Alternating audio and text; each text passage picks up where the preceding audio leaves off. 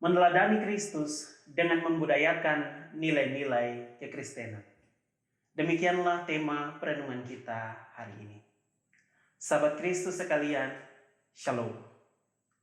Berbicara tentang budaya berarti kita berbicara tentang sebuah nilai atau norma yang dianut oleh sebuah masyarakat dan dibiasakan untuk dilaksanakan dalam kurun waktu yang lama. Saya teringat dengan sebuah definisi tentang budaya yang mengatakan bahwa budaya adalah suatu gaya hidup yang berkembang dalam suatu kelompok atau masyarakat dan diwariskan secara turun-temurun dari generasi ke generasi berikutnya. Selama ini yang kita pahami unsur-unsur budaya yang harus kita wariskan antara lain hanya sebatas tari-tarian daerah, pakaian adat atau tenunan daerah, arsitektur rumah adat, makanan khas, dan lain sebagainya.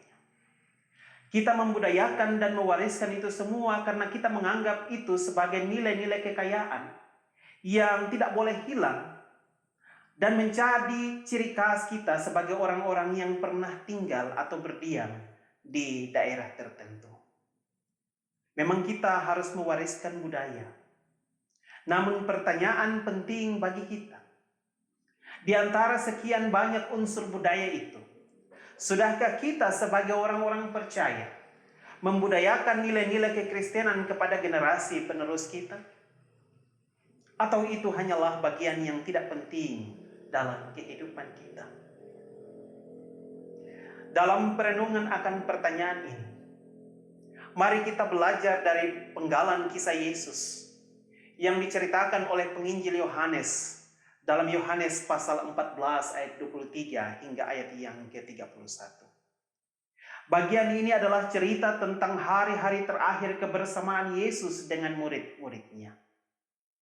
Di sini diceritakan tentang bagaimana Yesus mempersiapkan murid-muridnya sebelum ia meninggalkan mereka di bumi untuk melanjutkan tongkat estafet pelayanan dan menumbuhkan gerejanya.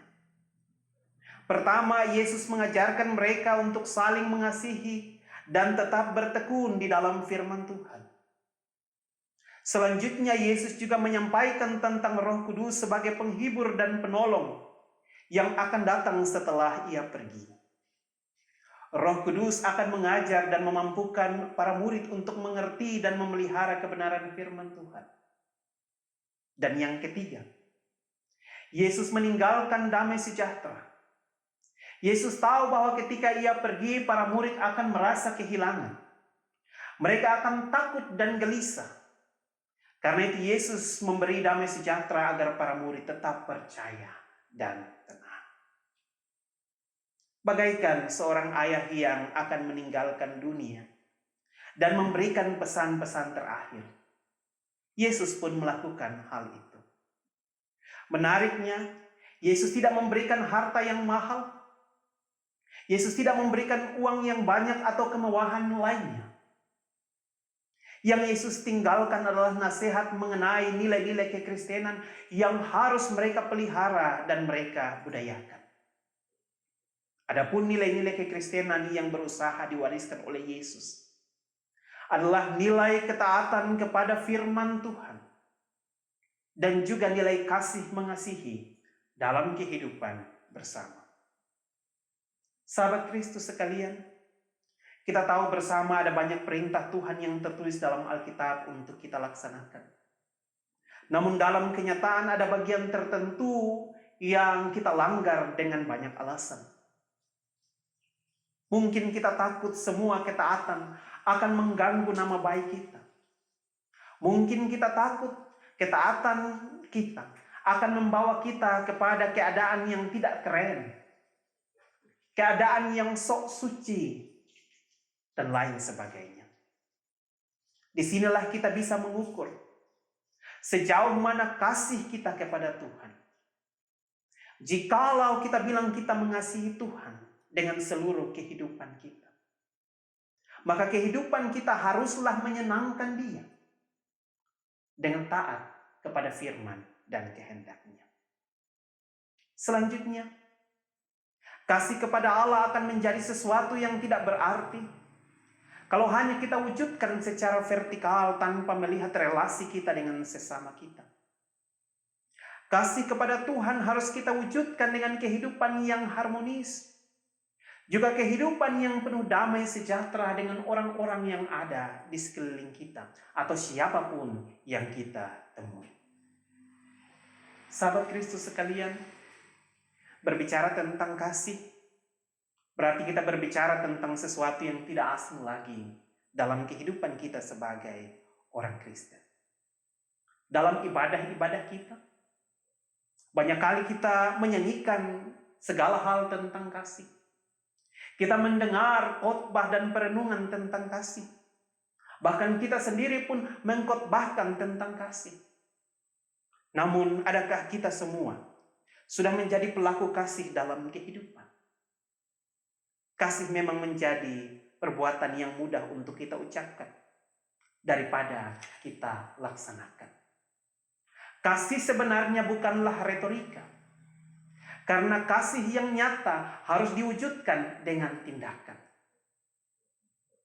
Yesus telah mewariskan tentang kasih dengan tidak hanya beretorika. Yesus telah menunjukkan kasih yang sesungguhnya. Ia mau menderita, memberi dirinya disalib untuk kita. Kasihnya tidak hanya tercurah ribuan tahun yang lalu. Kasihnya juga mau tercurah untuk kita kini dan di sini. Seusai pelayanannya di dunia, ia ada di sorga. Tetapi ia mau menyertai kita dengan rohnya, Roh Kudus. Dalam bacaan kita hari ini, Roh Kudus disebut dengan nama yang indah, Roh Penghibur. Walaupun sebenarnya nama ini hanya mewakili satu saja pekerjaan Roh Kudus. Tapi yang satu ini punya pesan yang mendalam. Ia mau bekerja untuk menghibur kita dalam kesusahan kita. Tentu kuasa penghiburan mau dicurahkan. Jikalau kita pun mau membuka hati, menerima Dia. Membiarkan Dia bekerja dalam kehidupan kita. Sahabat Kristus sekalian, inilah nilai-nilai yang harus kita budayakan. Dalam hal ini, bangsa Israel telah membudayakan nilai kekristenan ketika mereka ada dalam perkumpulan setiap hari.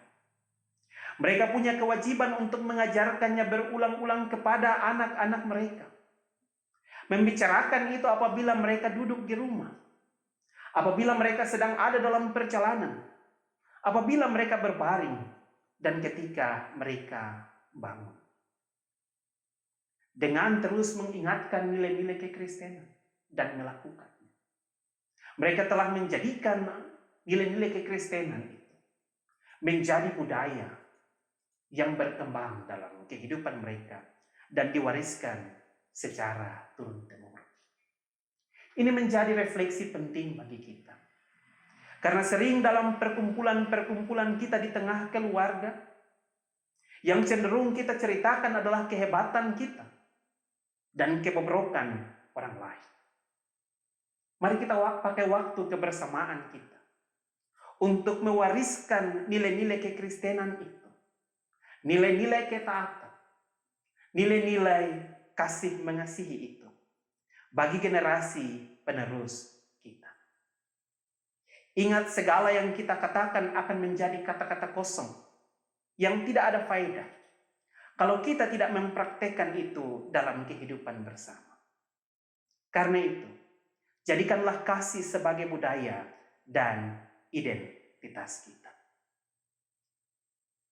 Sahabat Kristus sekalian, ada sebuah cerita.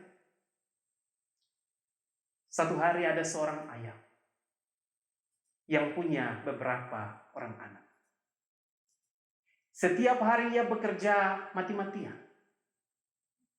Bahkan apa yang ia buat lebih dari yang seharusnya ia lakukan. Lalu ketika orang-orang melihat hal itu, mereka bertanya, "Untuk apa engkau melakukan semuanya ini?" Lalu dia menjawab, "Saya melakukan ini karena saya mengasihi anak-anak saya. Saya tidak mau mereka hidup susah. Ketika ayah ini pulang, seringkali ia bertengkar dengan istrinya karena ia tidak punya waktu untuk keluarga. Dan ketika ia bertengkar, ia mengatakan, saya melakukan ini untuk anak-anak saya karena saya mengasihi mereka. Singkat cerita, ayah ini mengumpulkan uang yang banyak. Namun, satu waktu dia meninggal. Memang ia telah mewariskan uang yang banyak, tetapi itu mengakibatkan anak-anaknya serta keturunan-keturunannya bertengkar untuk memperebutkan harta kekayaan itu. Dan mereka tidak hidup damai satu dengan yang lain.